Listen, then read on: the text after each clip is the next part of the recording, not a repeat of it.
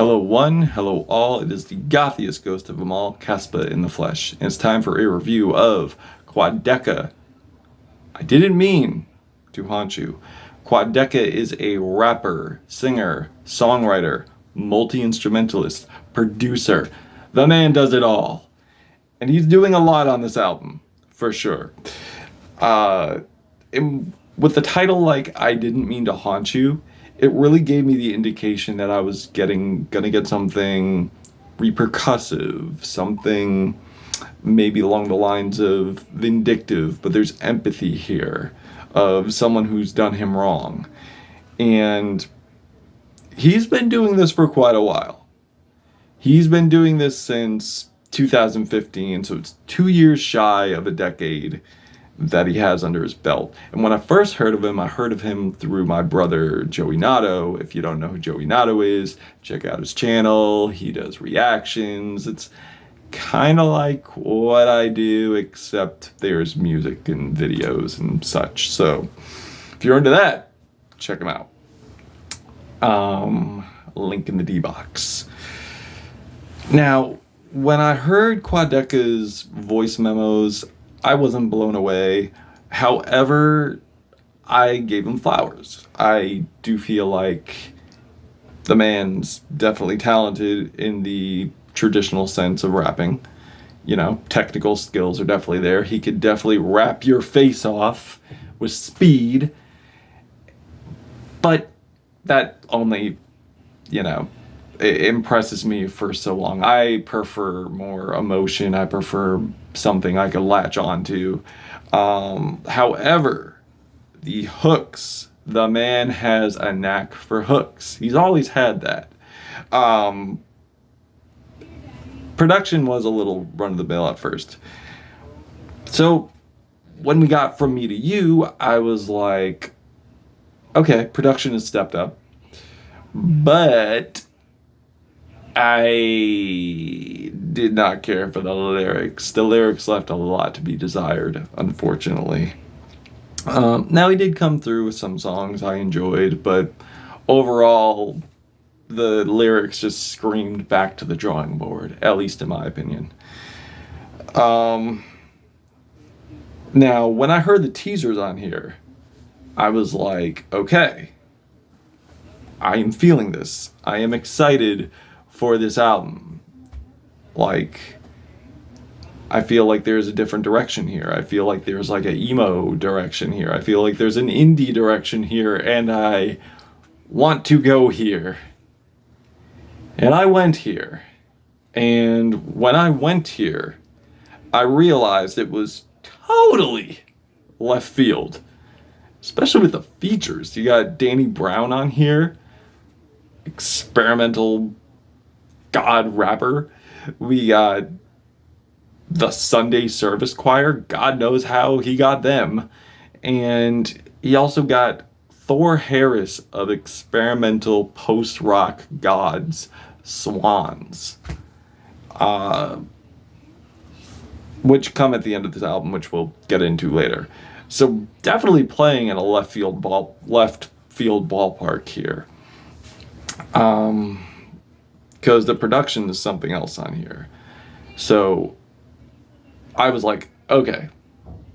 So I would say my favorite moment here is, in terms of production, is probably, as we were talking about, Tell Me a Joke.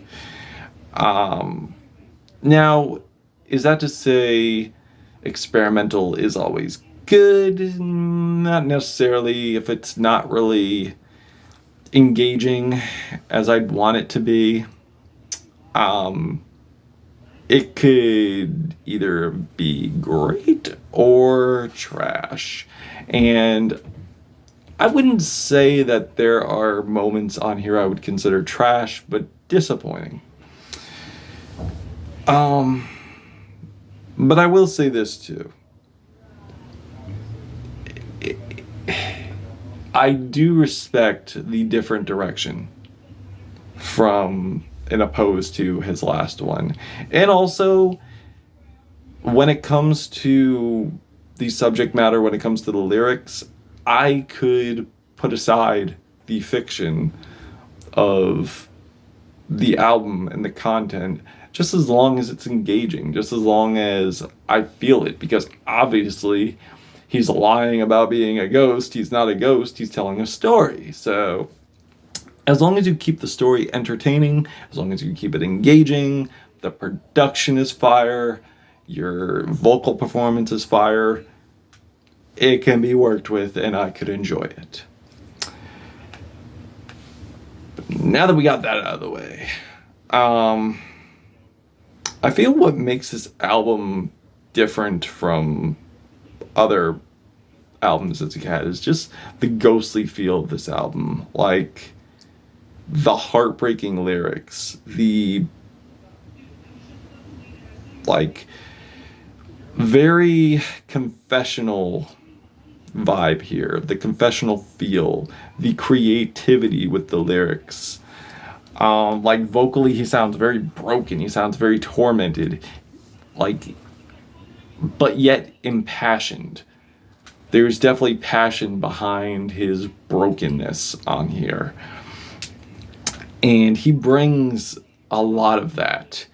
And there's definitely something in terms of like the torture, angst, bitterness, and drama, which really captures the mood of this album. And his style here just goes above and beyond in some pockets. But like I said, there are some moments here where I either want more, that they kind of drag, or leaves me scratching my head. But as far as like the strong points of here, it's definitely the songwriting. It's definitely the production, as I said before. It's definitely the songwriting, as I said before. Like, Tell Me a Joke. It really sets the mood, really brings me to another world here. And it's a gorgeous, depressive world. And Ben is just channeling like his inner Conor Oberst here, like having a fever dream about touring with Postal Service. Not in context here. This is the vibe I'm getting. This is what I picture as this is going on. It's just gorgeous. They end up ascending, fusing together as one power, and just coalescing and just finding themselves embedded into the soul of Quadeca, and he's just rising up. And he is just bringing you these super bittersweet lyrics, and very hard to swallow too. Like, the way he does this is he will set up like a bittersweet bar here, and then the punchline is like the hard to swallow lyrics, which is definitely excellent. Like, knock knock, tell me who's there. I'm sorry. Knock knock, tell me the truth. A similar shadow that everyone knew. Like, it's definitely clever, definitely heartbreaking, and certainly a highlight for Quadeca lyrically. And the reverb bass, the weepy strings, elegant ascending harmonies is very Beatles, but it bangs in a sad, melancholy way. So he's definitely wearing his influences on his sleeve, and he is just adding really cool designs to them while flying around and pouring his heart out. And Don't Mind Me is definitely another ethereal hit of somber serenity. Kind of morbid as well. Actually very morbid, because he's rapping, as I said, from the perspective of someone who's passed on and or in a coma. But the way the lyrics pan out here, I'm guessing this person has left this earth. And he's just speaking to this person and helping them cope with the loss of their existence. And he's telling the person, look up for closure, you point to the sky. If only you knew I'm so much closer, which is definitely a stroke of genius and very heartwarming. Born Yesterday has this colossal 6-minute runtime, emotionally epic. It's a track that definitely shoots at the heart and definitely hits its target. Like, where he's severely questioning the honesty of a past partner, with some really cutting bars here that really stick to the theme. He's like saying, like he has a proverbial birthday to celebrate, and he's talking about the candles that she couldn't light, threw them away, wonder why she thinks that they were hard to light, and it just mirrors the fabrication she tried to pull off. And then saying, don't know if I blew them out, don't know if you blew them out for me, like, till I forget to breathe, and I popped a vein doing it, and I made a wish that will never be. I mean, I'm low-key like paraphrasing here because I don't know if you know, but we're doing this review raw, and when you're doing this review raw, there's like no edits, but that's neither here or there. But still, very, very compelling. And smoothly transitioning into house settling that goes from like this dreamy to nightmarish production. Very visceral production too. Like, it seems that Quadeca is reaching to this person, addressing his mistakes, and then rejecting a past partner's forgiveness, and just living in regret and treating it like it's like a house. Like, pretty much finding the departure and misery like more livable while she's dead to him. So basically he's found solace in misery, and again, the house, the proverbial house, is the regret and the just pain he has inside. And I love like the build up here, how it goes like from really somber to sad boy to just visceral, quirky Danny Brown, like with his like really obscure, aggressive delivery and energy, creating a really nice contrast between him and Quadeca from Quadeca's like meditative, slow building performance. And it hits well. Another song that hit me and definitely has a place in my heart is Fantasy World, where it sounds very depressive, pessimistic, ambient. It's like a sad Porter Robinson. That's the vibe I'm getting here, with Rivers Cuomo. But he decided to bring like a Conor Oberst vibe this time around, again. And the lyrics are like so heartening. The production is so futuristic and dystopian, where he's just sugarcoating like these dismal statements and bring a lot of vocal variations on here, which are great. And I love how impassioned and distorted like the reverb vocals are. Because reverb vocals, that is one thing that plays out here.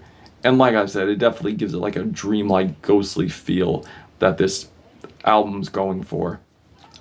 And the production, like, it definitely gets more fuzzy, like as it drives you to the place of fantasy, and these dissonant piano keys and droning strings and chords just like go across the track, elevating into fractions.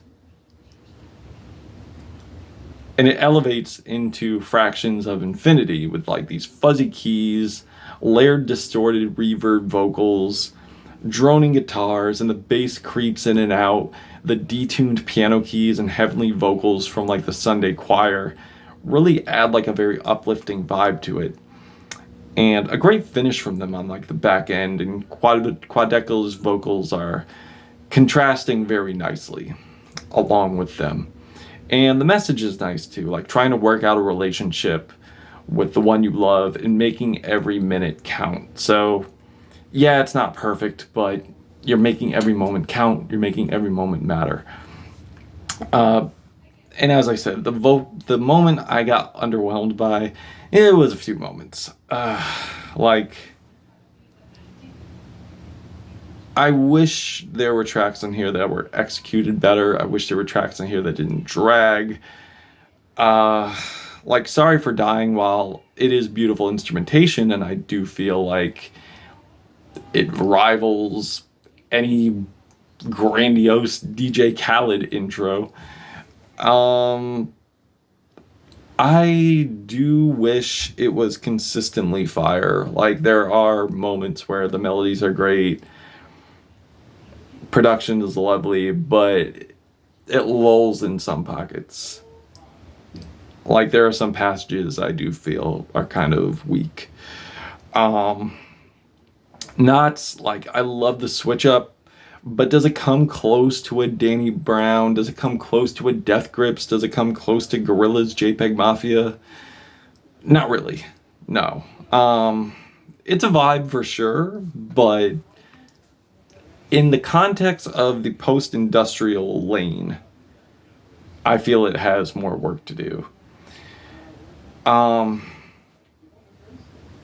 when it comes to the ending, which is like very, again, like another fever dream, very experimental, very unsettling and ominous, but I do feel like he's shooting for empathy here. I do feel like he's shooting for sorrow, but I can't get a grasp of what exactly he's sad for. So it's hard for me to empathize with the lyrics when I don't know what the lyrics are saying. I don't know what the message is. I don't know what the motive is. And the fact that the performances here are a little underwhelming and the lyrics aren't exactly hitting for me, it's hard. And I want to empathize for him because he does sound like he's conveying like a real emotion here, but it just doesn't do it for me. And also, on top of that, you got Thor Harris on here, and I love Swan, so it was a little more disappointing here. But overall, I like this album. Is it one of my favorites of the year? Not exactly. Honorable mention of the year? It's making the list, for sure. And this is definitely Quadeca-I's best. I overheard my brother saying that Quadeca told him that this was going to be his best album. He didn't lie. The album is good. And I wish that he took these ideas and had more consistency in terms of quality, in terms of songwriting, and keep going the distance, man. Keep that emo shit and like build upon it, and the experimental nature of the album and build upon it. And yeah, I think it could be fire from there to eternity. But yeah, I'm feeling a 3.5 out of 5 on this. If you've given this a listen, what did you think of it? Did you love it? Did you hate it? Why? And that's it. Quadeca. Gothic Ghost. Till we meet again.